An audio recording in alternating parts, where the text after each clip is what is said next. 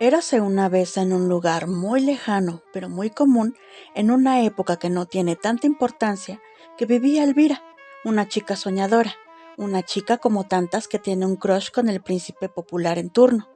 Como cualquier chica, a Elvira se le educó para ser una gran mujer, una buena esposa, pero para eso primero hay que ser hermosa, para merecer el amor del mejor partido socialmente hablando.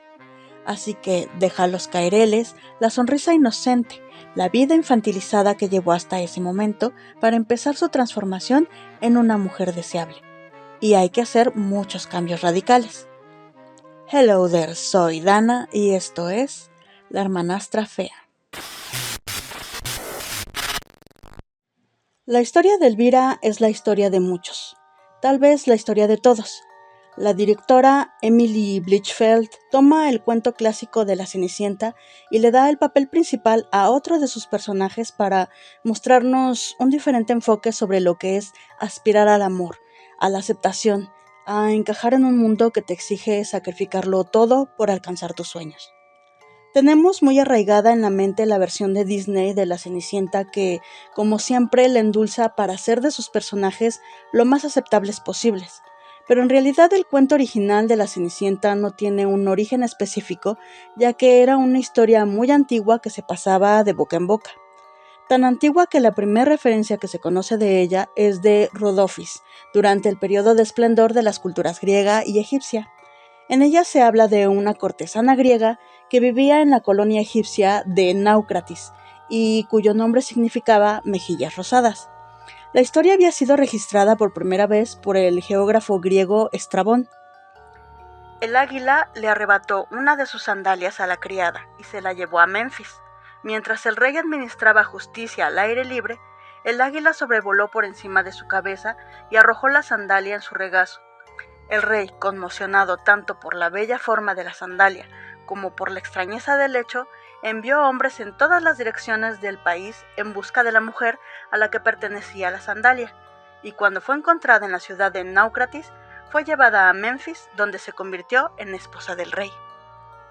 Fue muchísimo tiempo después que surgieron las dos versiones clásicas, la de Perrault de 1697, que es la historia clásica de fantasía con hadas y calabazas, la más amable que tomó Disney como referencia para su película animada, y la de los hermanos Grimm de 1812, que es la que contiene más detalles grotescos y violentos como que las hermanastras se cortan los pies para que les quede la zapatilla, y son los pájaros los que ayudan a Cenicienta en lugar del hada.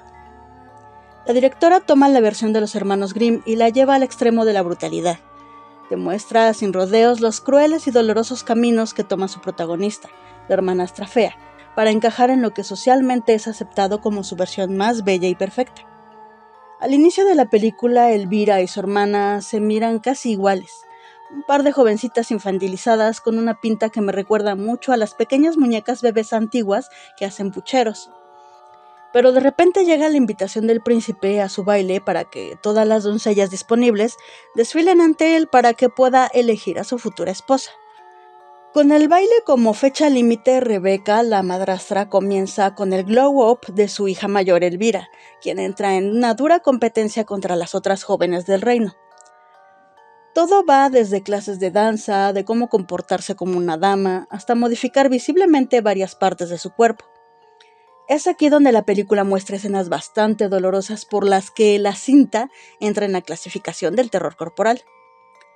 Parecen barbáricos los procedimientos dentales, el arreglo de su nariz, cómo le agregan las pestañas postizas, todo para que nuestra protagonista empiece a parecerse más al ideal de belleza estética. Todo esto lo vemos suceder en unos escenarios casi siempre llenos de adornos, con muchos detalles, que además de ayudar a la ambientación de la época también nos da la sensación de opulencia, de exageración, donde te dan a entender que entre más adornos parece todo más bonito y lujoso. Y eso incluye a las mujeres. Elvira se la pasa soñando con ese encuentro romántico, donde automáticamente su príncipe quedará enamorado de ella, lo que la motiva para soportar todas estas torturas.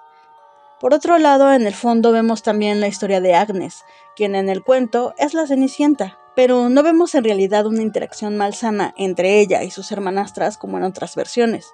Se ve más como un problema directo con su madrastra. Solo en algún punto vemos a Elvira abrumada porque envidia la facilidad que tiene Agnes de obtener cierta atención por ser naturalmente hermosa. Podemos ver muy discretamente la transformación de su hermana Alma, quien también ha dejado de lado su aspecto infantil, pero no se ha preocupado para nada en encajar como lo ha hecho ella. Parece que al ver todo por lo que pasa Elvira, toma la decisión de no ir por el mismo camino, y elige ser ella misma. Al parecer tiene su autoestima mucho más fuerte y al final la vemos mucho más asertiva con la vida y con su papel en ese mundo.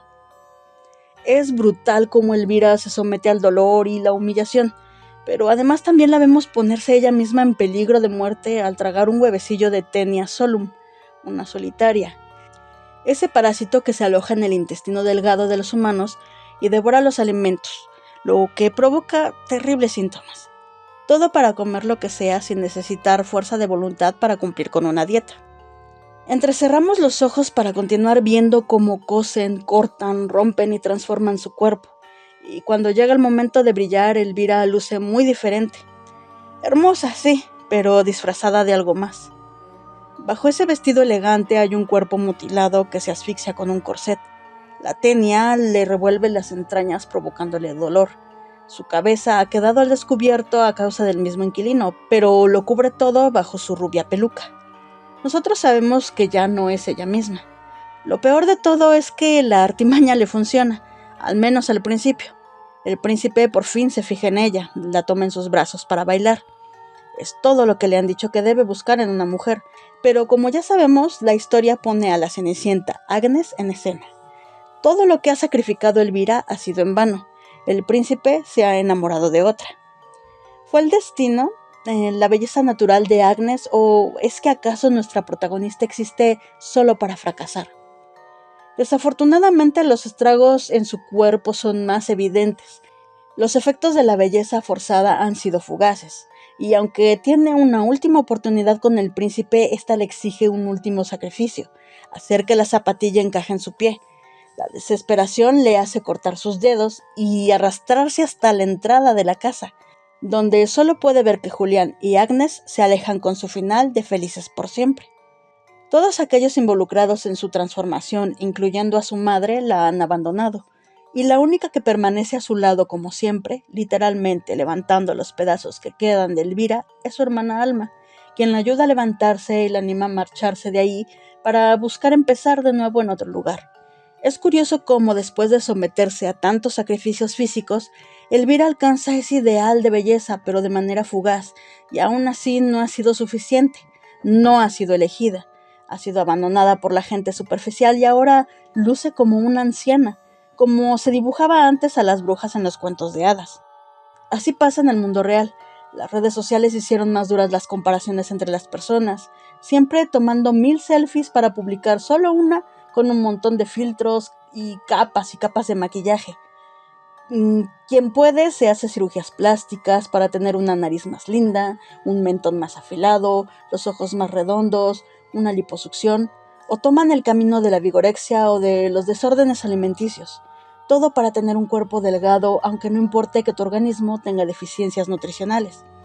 No solo aplica al cuerpo femenino, también los cuerpos masculinos están en constante tela de juicio. Se idealiza a los famosos, se aspira a ser como ellos. La moda se crea para cuerpos imposibles y cada vez necesitamos más terapia psicológica para aceptarnos a nosotros mismos. Todo por la aceptación, todo por buscar que alguien más nos valore, nos quiera o nos dé su atención. Somos complacientes hasta el grado de mutilarnos, torturarnos y sacrificar lo que realmente somos con tal de encajar. La película cuenta con esta escena postcréditos en donde vemos a Agnes, la Cenicienta, abandonar el cuerpo putrefacto de su padre en el mismo sitio en el que cayó muerto desde el inicio. Nadie, ni siquiera ella, que juraba tanto amor a su padre, fue capaz de darle una digna sepultura. Simplemente lo deja atrás para comenzar su nueva y maravillosa vida, ahora bajo la etiqueta de esposa del príncipe, cambiando una prisión por otra. Emily Blichfeld, con la ayuda de su reparto que actúa maravillosamente, nos encara con esta cruel realidad. Nos hace mirar lo repulsivo de estas exigencias con unos excelentes efectos especiales prácticos, que la verdad es que se necesita un estómago fuerte para mirar varias escenas. Esa kilométrica Taenia es brutal.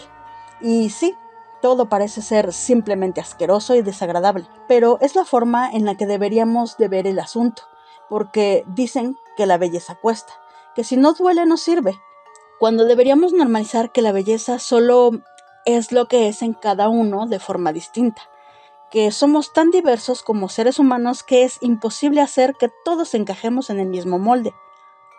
La hermanastra fea es el resultado de la visión audaz de su directora, que hace del gore y del terror corporal parte esencial de su discurso sin caer en escenas llenas de carne y sangre solo porque sí. Es una crítica al ridículo e inalcanzable estándar del éxito y belleza, a la obsesión por la perfección física y el ascenso social, a la pérdida de identidad y de cómo el sistema social nos empuja a caer en esta despiadada competencia que siempre termina mal. Muchas gracias por llegar al final del video. Sé que no ha sido la manera usual en la que hablo de una película, pero me pareció importante llegar un poco más profundo de lo que ésta transmite. Explicar cómo es que la entendí y sobre todo que si tuvo un lugar tan relevante en mi top de películas favoritas fue porque más allá de ser una simple película de terror, La hermanastra fea nos está gritando que pongamos atención a estos temas. Gracias a mis insomnios especiales que son los más bellos seres en el mundo que siempre me apoyan. Reconozcan su virtud y su belleza únicas, y nosotros nos vemos hasta la próxima noche de insomnio.